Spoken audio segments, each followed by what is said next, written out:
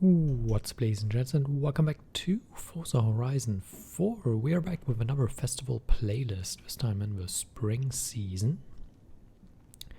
And as always, we are starting with the photo challenge.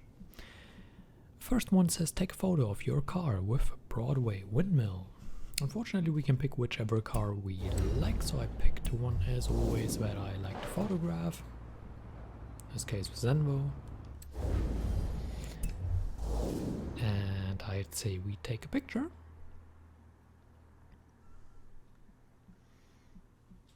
Maybe with the mountains. You know, if the danger sign wasn't here, this would be really pretty. Oh well, it's pretty like this as well, I would say. And I will just quickly show you where it is on the map.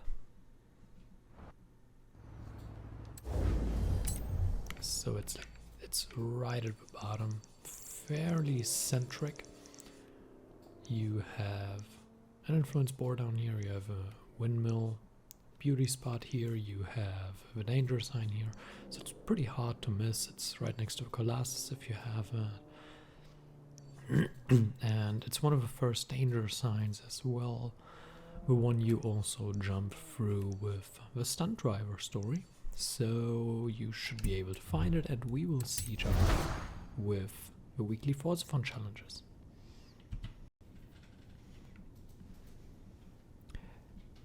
Now here we are with the weekly Forzathon challenge, and the first chapter is own and drive any modern sports car. How do you do that? Well, you probably own one already. So you go in here, you go to filter, and you go to modern sports car. And then we have a wide array of cars, of which I like some more than others. And you pick one of them. It's always so hard to pick one. We'll pick the Exige, because I think everyone can agree it's a cool car. And that completes chapter number 1. And we'll see each other with chapter 2.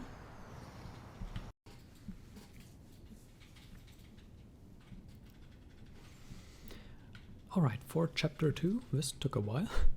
Get a feel for the speed of your modern sports car by clocking 3 stars at the Moorhead Wind Farm speed trap. Now this sounds relatively easy. It isn't. Because the Moorhead Wind Farm is this one, which requires 240 miles an hour. That's a lot. And unfortunately we can't just use the Ferrari 599XX, we have to use a modern sports car. Now there are a few DLC cars, the Porsche comes to mind. I will just quickly show you which one I mean.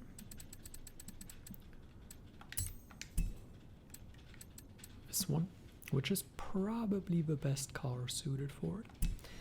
But there are some tunes out there that allow the Exige to go 240 miles. 243, 5, 6, 250, something around that. And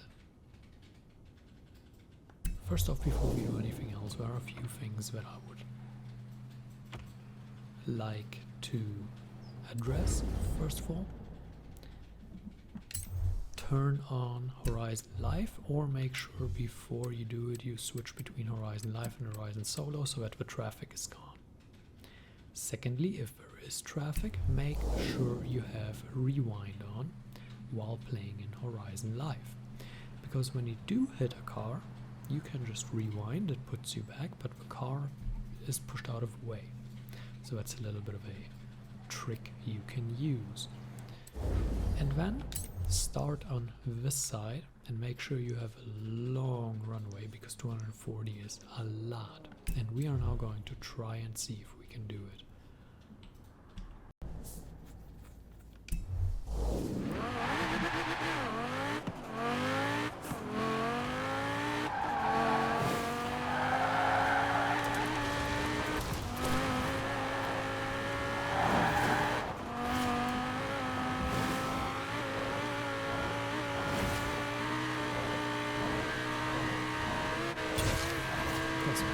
Yes, Yes, we did it.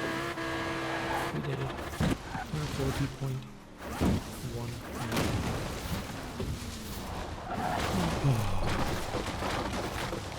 That was close. Can you imagine we would be 0.0 slower? Like, what would that be? 239.99. Oh my, oh my. That was pretty good. Oh my. I'm going to show you the tune that I used and how I found it. Just so you can do it as well. Now I'm on PC and I'm not entirely sure if the tunes are shared among or across platforms. So I don't know. But if you are on PC, then you probably can use that. I used this one from Lucas LTU, so probably a Lithuanian. 9.1 obviously a speed rating, it's kind of a hint. And you find tunes when you, like in the garage, you go to upgrades and tunes, you can find YouTube. Obviously you can create your own if you want to go through that process. And you can go to the search. Basically what I search for is S2 class, top speed, best for speed. You can go through those. And then I went to the search.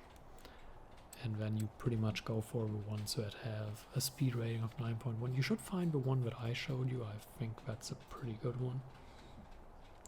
There are some that I personally don't like that I tried out.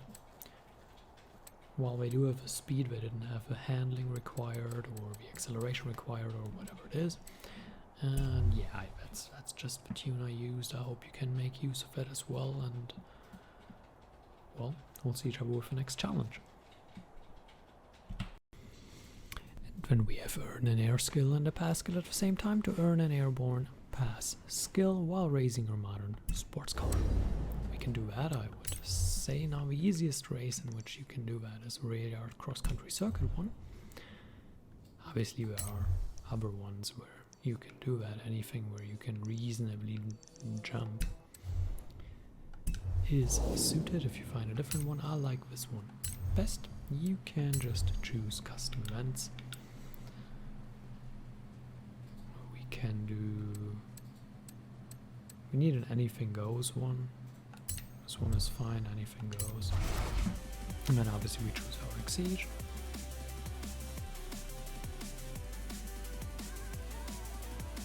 Oh good. Background music to get me copyright striked. Good, good. Yeah, we turn the difficulty down all the way because we only need that skill. Go to the side here. Well, pretty much two sides here.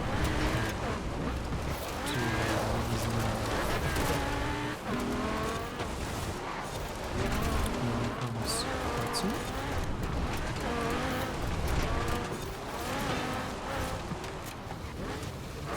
It's right here in the middle.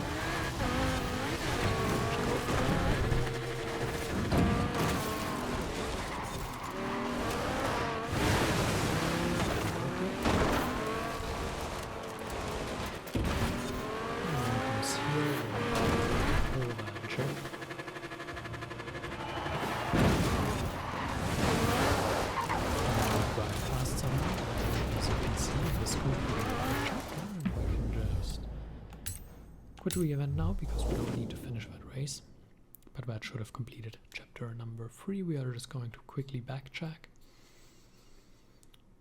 because it would be quite unfortunate if it didn't.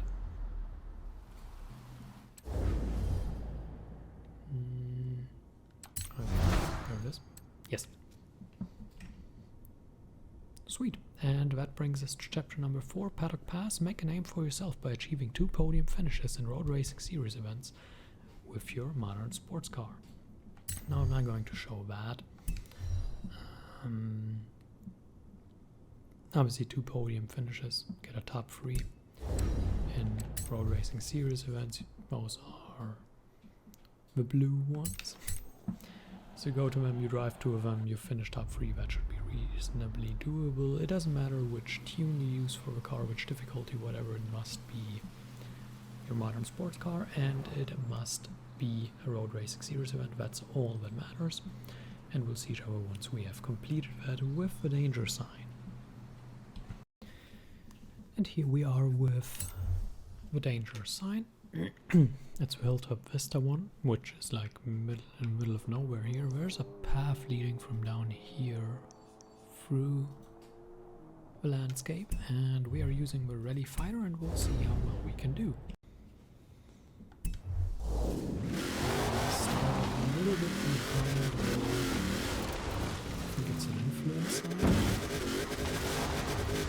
And what you want to do is make sure you use as much speed down here as possible, and then we should be good to go. 653, which completes already.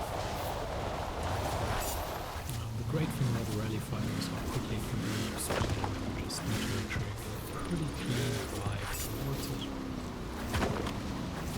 Make sure you don't start too far back when you are too quick.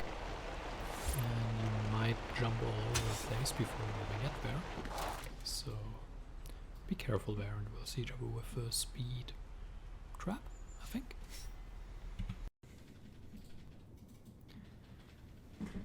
And here we are with a speed trap. We do the Hive House one, which is here. And we need to reach 195, which is 20 more than the 3-star rating, so that's not too easy, but we can see what we can do.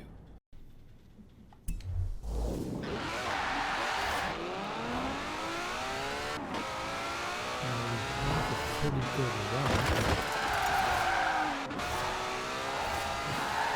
Luckily for us, we spins off You have arrived at your destination. First time we looked at, we still got it relatively comfortably. Still think from the top side of the map it's a little bit easier because we spin harder to get through. And I hope you can do this one as well. And the last thing for this week is the Bridge House Speed Zone.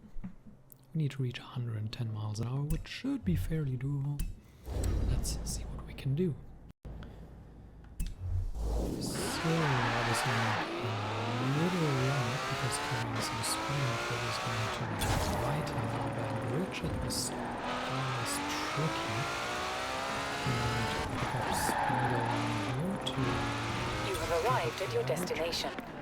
It's already enough. It's really that middle bit, which is why 599X Turn around when it is safe to do so. Where we can make up a lot of ground and get the average up. And I hope you can do these as well. Hope you enjoyed it. Thank you for watching, and until next time.